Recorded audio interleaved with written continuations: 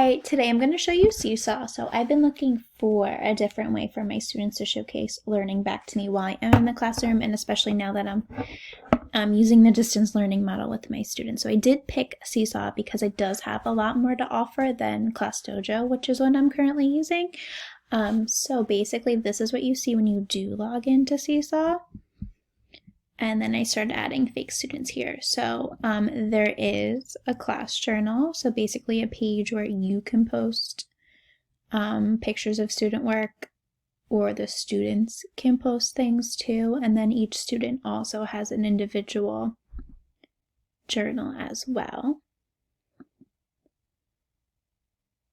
And then with the individual journals, only that student and you can see the journal, as well as their parents. So when you're adding parents to Seesaw, you would just click the Add Families button down here and you would connect the parents, and that way it's also a form of communication with the parents as well.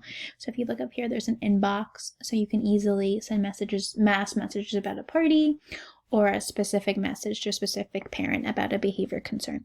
And then something I love about Seesaw that makes it a little different from Class Dojo, which I'm used to using, is kind of the way you can assign activities. So if you go up here to add, you can make an activity on your own.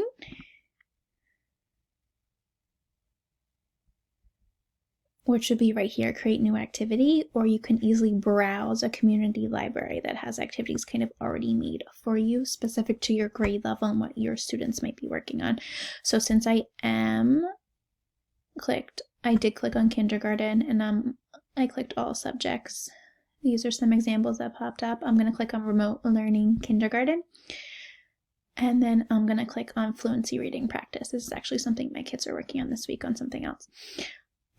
So this is what it would look like with the directions to your student. So if you as a teacher want to assign it, you would just click assign. You would click who you want to assign it to. It has checked off that it's going to my entire class. And then a good thing about Seesaw too, say I do have students in different reading groups at different reading levels, you can differentiate the activities within Seesaw and control who it is exactly going to.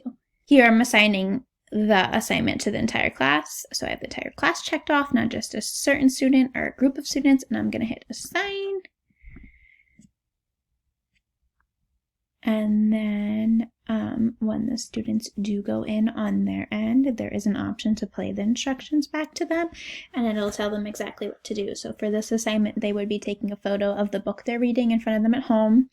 They'd be tapping the mic button, and they would be reading aloud to me. And that way, when I do get the video back, I can easily check for fluency, make notes, and then kind of go from there with that student and what that student may need going forward. Another great thing about Seesaw I also discovered was I could easily record a lesson, plop it in kind of where the elephant and piggy book cover is, have them listen to it, and then have them do an assignment from there. And another neat thing about Seesaw too is that you can add, so I'm going to go back to the class. I'm going to go quick, I'm running out of time. When you are assigning an activity and creating your own activity, you can even add your own template. So if you want students to answer something a specific way, like if they're breaking apart words, you can give that template to do it on top of, which I think is really awesome.